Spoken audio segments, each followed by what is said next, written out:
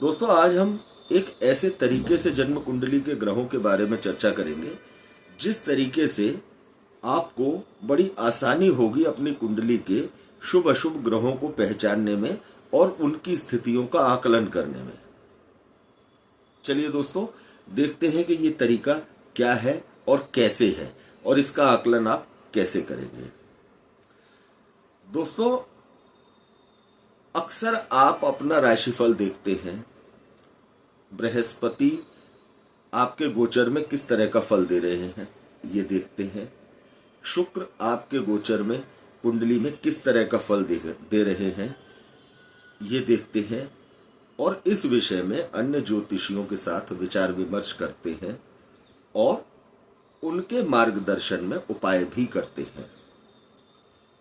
बहुत प्रयास करते हैं अपनी कुंडली के ग्रहों को समझने का, लेकिन फिर भी एक भ्रम की स्थिति हमेशा बनी रहती है कि आपकी कुंडली में फला फला भाव में बैठा हुआ ग्रह आपके लिए शुभ परिणामदायक है या अशुभ परिणामदायक है या साधारण परिणामदायक है। आखिर जो भी 9 ग्रह आपकी कुंडली के अंदर विराजित हैं, वो आपको किस तरह का परिणाम दे रहे हैं, इस विषय को लेकर के एक भ्रम की स्थिति निश्चित तौर पर बहुत बड़ी संख्या में लोगों के मन में बनी रहती है। सबसे पहले तो दोस्तों, हम आज बात करते हैं कि देवगुरु बृहस्पति जीव मात्र के कारक हैं, अर्थात जन्म होता है, जीव जो होता है वो देवगुरु बृहस्पति से देखा जाता है। इसके बाद में बात करते हैं कि बच्चे का जन्म हुआ, जन्म के बाद उस बालक की स्थिति क्या रही है, अर्थात बालक स्वस्थ है या स्वस्थ नहीं है। बात बड़े गौर से समझने की, एक एक चीज आपकी समझ में आती चली जाएगी कि आपकी कुंडली में बैठे हुए 9 ग्रह आपको आज तक क्या दे सके हैं और उनसे आप भविष्य में किस तरह की उम्मीदें लगा सकते हैं, या आपको जिस ग्रह से आपको आज तक परेशानी रही है आपको उस ग्रह से संबंधित उपाय करने चाहिए, आपको पहचान हो जाएगी। देखिए दोस्तों, सबसे पहले बात करते हैं कि बच्चे का जन्म होता है। जन्म के बाद यदि बच्चे का स्वास्थ्य और बच्चे की माता का स्वास्थ्य ठीक ठाक रहता है, कोई परेशानी नहीं आती है, बच्चे के पिता पर किसी भी तरह की परेशानी नहीं आती है, अर्थात आर्थिक स्थिति को लेकर या पारिवारिक स्थिति को लेकर के माहौल चारों तरफ से ठीक रहता है, इसका सीधा सा मतलब ये है कि बच्चे का लग्नेश बहुत अच्छी अवस्था में है, क्योंकि बच्चे का स्वास्थ्य जन्म के बाद बिल्कुल साधारण रहा है, नॉर्मल रहा है और अच्छा रहा है। तो इसे कहते हैं कि बच्चे का लग्नेश अच्छी स्थिति में है, लग्न पर पाप प्रभाव नहीं है। बच्चे के जन्म के बाद यदि उसकी माता का स्वास्थ्य बिगड़ता है तो डेफिनेटली आप ये मान करके चलें बच्चे के जन्म के समय चंद्रमा की स्थिति ठीक नहीं है। पिता के ऊपर किसी तरह का कोई संकट आता है, परेशानियां आती हैं, तो आप ये चीज तय मान करके चलें कि सूर्य की स्थिति बच्चे के जन्म के समय ठीक नहीं है और कुंडली के अंदर सूर्य का या चंद्रमा का बच्चे के लग्नेश के साथ, अर्थात बच्चे के लग्न के स्वामी के साथ निश्चित तौर पर ऐसा संबंध है जो माता या पिता के लिए ठीक नहीं है। अब यह संबंध 6ठे 8वें का भी हो सकता है। मान लीजिए कि बच्चे की कुंडली में उसका लग्न जहां बैठा है वहां से 6ठा चंद्रमा बैठा है, या वहां से 6ठा या 8वां सूर्य बैठा है, या 12वां सूर्य बैठा है। इसी तरह से 6ठा 8वां 12वां चंद्रमा बैठा है, तो निश्चित तौर पे बच्चे के जन्म के बाद में बच्चे की माता को या बच्चे के पिता को स्वाभाविक रूप से परेशानियां आनी शुरू हो जाती है। यदि बच्चे के लग्न पर प्रभाव होगा पाप ग्रहों का, तो बच्चे के स्वास्थ्य में निश्चित तौर पर दिक्कत आएगी, बच्चे का स्वास्थ्य ठीक नहीं रहेगा। इसका मतलब बच्चे का लग्न भी ठीक है और बच्चे की कुंडली में चंद्रमा की स्थिति और सूर्य की स्थिति नॉर्मल है। अभी हम ये नहीं कह रहे हैं कि बढ़िया है, नॉर्मल है। इसके बाद बच्चा जैसे जैसे बड़ा होता है, बच्चे के स्वभाव में तरह तरह के परिवर्तन देखने को मिलते हैं। अर्थात खेलते खेलते अक्सर बच्चों को चोट लग जाना, बच्चे का किसी एक विशेष चीज से बच्चे का भयभीत रहना, या अचानक से बच्चे के स्वभाव में परिवर्तन आ जाना और बच्चे का स्वभाव अचानक से बदल जाना। तो दोस्तों, ये आप मान करके चलें कि यदि आपको इस तरह की एक्टिविटीज का सामना करना पड़ा है, तो निश्चित तौर पर गोचर में आपके लग्न पर पाप ग्रहों का प्रभाव आया है। अब उस समय, जिस समय ये परेशानियां आपके साथ रही हैं, उस समय राहु का प्रभाव लग्न पर रहा है, शनि का रहा है, तो इनके एक साइड इफेक्ट आपको सभी को झेलने पड़ते हैं जब इस तरह का गोचर के अंदर प्रभाव आता है। इसके बाद में दोस्तों, बच्चा एडमिशन होता है, बच्चा स्कूल जाना शुरू करता है। बच्चा स्कूल जाना शुरू करता है और शुरू से ही बच्चे की माँ उसके साथ पूरी मेहनत करती है, बच्चे को पढ़ाना लिखाना। प्रथम गुरु माँ कही जाती है। तो यहां चंद्रमा की जितनी मजबूत स्थिति होगी, अर्थात यदि आपकी माता ने आपके प्रति पूरे कर्तव्य बहुत अच्छे तरीके से निभाए हैं, तो आप ये तय मान करके चलें कि आपकी कुंडली में चंद्रमा की स्थिति आपके अनुकूल है। आप जिस घर में रह रहे हैं वो आपका अपना घर है, आपके पिता का घर है। तो इसका मतलब आप ये तय मान करके चलें कि आपके पिता और अर्थात सूर्य और चंद्रमा आपके अनुकूल हैं। अब बात आती है दोस्तों बच्चे के विद्यालय जाने की। बच्चा विद्यालय जाना शुरू करता है, तमाम बच्चों के साथ रह करके वहां पर मंगल का और बृहस्पति का सम्मिश्रण शुरू होता है बच्चे के बचपन से ही।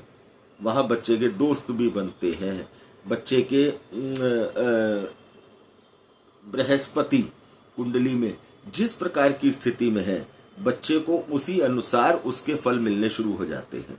बच्चे का पढ़ाई में रुझान क्या है? अगर बच्चे का रुझान अच्छा है, आप ये तय मान कर चलें, और हर चीज में, चाहे वो बच्चे की पढ़ाई हो, चाहे वो बच्चे का खेल कूद हो, चाहे वो बच्चे के दोस्त हो, चाहे वो बच्चे के माता पिता हो, सूर्य चंद्र हो, सबके साथ आपको लग्न को जोड़कर चलना है। अर्थात हर चीज के साथ यदि लग्न की स्थिति ठीक होगी, चाहे वो बृहस्पति हो, चाहे वो मंगल हो, और चाहे वो आपका सूर्य हो या चंद्रमा हो, तो आपको रिजल्ट निश्चित तौर पर अच्छे मिलेंगे। अगर बच्चे की कुंडली के अंदर बृहस्पति का, अर्थात कुंडली के पंचम स्थान के स्वामी का या बृहस्पति का की स्थिति अगर कुंडली के अंदर ठीक नहीं है, पंचमेश या बृहस्पति की स्थिति कुंडली के अंदर अगर ठीक नहीं है, तो आप ये तय मान करके चलें कि बच्चे को पढ़ाई में दिक्कत आना, बच्चे का पढ़ाई में मन न लगना। अगर बृहस्पति पाप प्रभाव में है या बृहस्पति कमजोर है, तो पढ़ाई के बीच में बच्चे का भागना, एकाग्रता न हो पाना, इस तरह की दिक्कतें बच्चे के साथ आनी शुरू हो जाती हैं।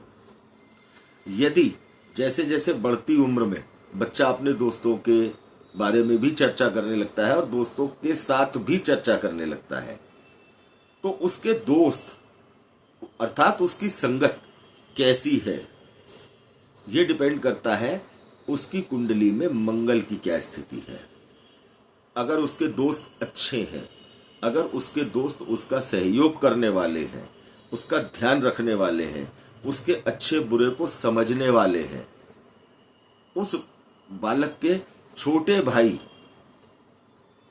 भी उसका सहयोग करने वाले हैं, प्यार से एक दूसरे के साथ रहने वाले हैं, या बड़े भाई का सहयोग छोटा भाई लगातार कर रहा है, तो आप ये तय मान करके चलें कि मंगल की स्थिति कुंडली के अंदर अच्छी है।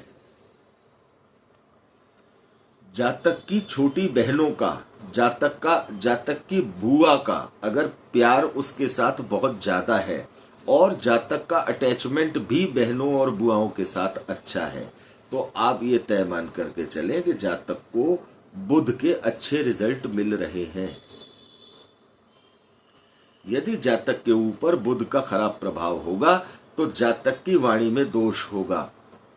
अगर वाणी में दोष है या जातक हकलाता है तो आप ये तय मान करके चलें कि उसके बुध में समस्या है। इसके आगे चलते हैं। जातक बड़ा होता है, यदि जातक को अक्सर कर चोट चपेटें लगती रहती हैं तो सबसे पहले आप उसके लग्न पर इस बात का प्रभाव चेक करें कि कहीं उसका लग्नेश कमजोर तो नहीं है। अगर लग्नेश मजबूत है और मंगल की स्थिति ठीक है तो चोट चपेट लगने का सवाल ही नहीं पैदा होता। बहुत कम चांसेस होते हैं कि इन दोनों स्थितियों के ठीक होने के बाद भी जातक को चोट चपेट लगती रहे, बहुत कम, बहुत रेयर। अगर मंगल की स्थिति अच्छी है और लग्नेश मजबूत स्थिति में है और पाप ग्रहों से युक्त नहीं है तो जातक को चोट चपेट की संभावनाएं लगभग ना के बराबर ही होती हैं। अब इससे आगे चलते हैं दोस्तों। बच्चे का जैसे जैसे बच्चा 10th करता है, 12th करता है, बच्चे की क्या बच्चा 10th तक ही पढ़ पाया है, 12th तक ही पढ़ पाया है, या साधारण शिक्षा अर्थात स्नातक या ग्रेजुएशन ही किया है उसने, या ग्रेजुएशन भी नहीं कर सका है, तो इसके लिए आप कुंडली के पंचम स्थान का और पंचम स्थान के स्वामी का और देवगुरु बृहस्पति का आकलन कर सकते हैं। अगर ये सब अच्छी स्थिति में है तो बच्चे की पढ़ाई लिखाई में कोई समस्या नहीं आती है। अगर देवगुरु बृहस्पति नीच के होते हैं या कमजोर स्थिति में होते हैं या पंचम स्थान के स्वामी की स्थिति कुंडली में खराब होती है तो निश्चित तौर पे जातक को पढ़ाई लिखाई में रुकावटों का सामना करना पड़ता है या पढ़ाई बीच में भी छूट जाती है। इसी तरह से यदि आपको पढ़ाई अच्छी रही है, उसके बाद आपको उच्च शिक्षा का भी मौका मिला है और आपने पोस्ट ग्रेजुएशन किया है, परास्नातक किया है, और उसके अलावा भी आपने उच्च शिक्षा प्राप्त की है, तो इसका मतलब आपकी कुंडली में नवम भाव का स्वामी भी आपका अच्छा सहयोग कर रहा है, आपको अच्छे मौके मिल रहे हैं। तो दोस्तों, इस तरीके से आप अपने जीवन में अब तक घटी सभी घटनाओं से अपनी कुंडली के सभी ग्रहों का आकलन बड़े आराम से कर सकते हैं कि आपको आपकी कुंडली में फलान स्थान पर बैठे ग्रह ने क्या रिजल्ट आज तक दिया है। अब चौथे भाव का स्वामी, आप किराए के मकान में रह रहे हैं, चौथे भाव का स्वामी यदि कुंडली में अच्छी स्थिति में नहीं है तो आपको अपने मकान में नहीं रहने देगा। मंगल की स्थिति खराब है तो आपको भूमि भवन बनाने में परेशानियों का सामना करना पड़ेगा। और अगर आपने सामना किया है तो आप ये तय मान करके चले कि आपको मंगल में समस्या है या आपकी कुंडली के जन्म कुंडली के चौथे भाव के स्वामी में कोई समस्या है। इसके बाद जातक अपने कैरियर की तरफ जाता है।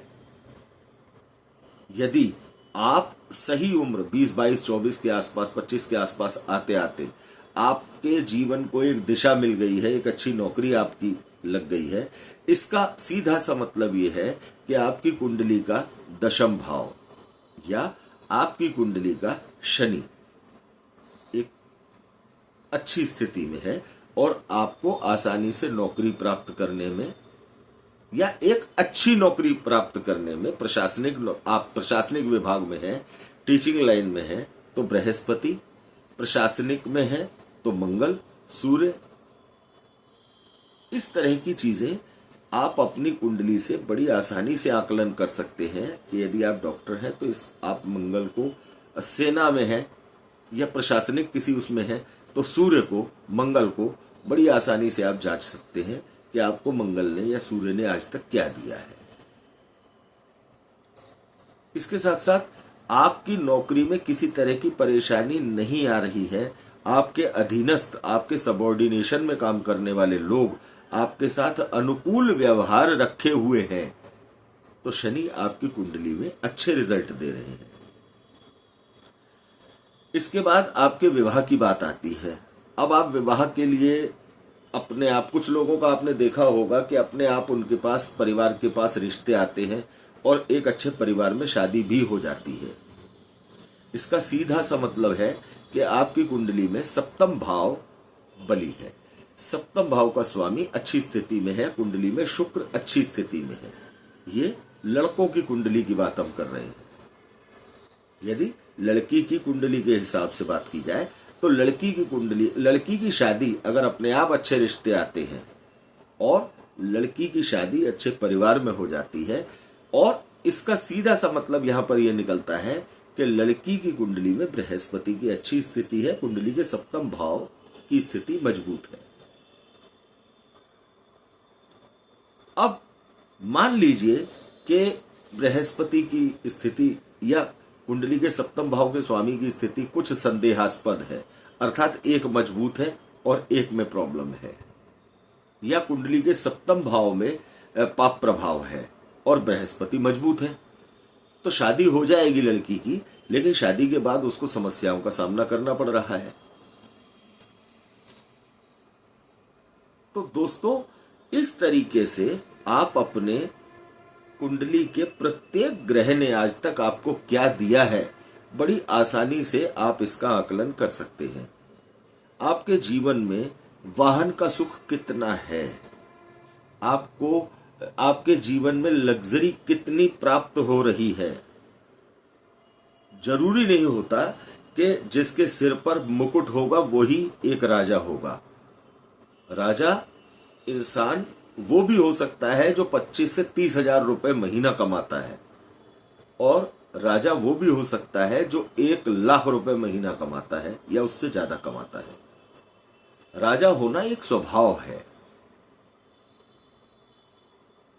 आप उन, चाहे आपकी 40,000 इनकम है, आप उस इनकम को किस तरह से अपने परिवार को मैनेज करते हो और अपने जीवन की सुख सुविधाएं अच्छे तरीके से जुटा लेते हो, इट मीन्स कि आपका शुक्र अच्छी स्थिति में है। आप 2 लाख रुपए महीना कमा रहे हो और आप अपने दाम्पत्य जीवन को नहीं संभाल पा रहे हो, अपने जीवन में लग्जरियस लाइफ को नहीं ला पा रहे हो, सुख साधनों की आपके सामने अभाव खड़ा हुआ है, तो आपका शुक्र किसी भी लिहाज से आपकी कुंडली में अच्छा नहीं है। अब यदि ऐसी स्थिति होने के बावजूद भी किसी जातक या जातिका का कहीं दूसरी जगह प्रेम संबंध पनप रहा है, तो सीधी सी बात आप ये मान करके चलें कि एक तो आपकी कुंडली में शुक्र पहले ही खराब स्थिति में है, जो आपको अपने दाम्पत्य जीवन में संतुष्टि नहीं दे पा रहा है, और आप इस तरह की एक्टिविटीज में शामिल होने के बाद आप उस शुक्र को और ज्यादा दूषित करने की तरफ जा रहे हैं, और उसमें सहयोग मिल रहा है राहु का। तो दोस्तों, अपने जीवन की प्रत्येक घटना से आप उसका आकलन कर सकते हैं कि आपकी कुंडली में बैठा हुआ कौन सा ग्रह आपको क्या रिजल्ट दे रहा है। आपने अपनी जिंदगी में बेहतरीन मेहनत की है, लेकिन आप उतना पैसा नहीं कमा सके जितनी आपने मेहनत की है। इसका सीधा सा मतलब यह है कि सबसे पहले आप अपने लग्नेश को जांच लीजिए कि लग्नेश में कोई समस्या तो नहीं है। उसके बाद में मेहनत आपने, ताबड़तोड़ मेहनत आपने की है, शनि की स्थिति मजबूत है, शनि ने आपको मेहनत कराई है, शनि आपको देर सवेर रिजल्ट भी देंगे इसका।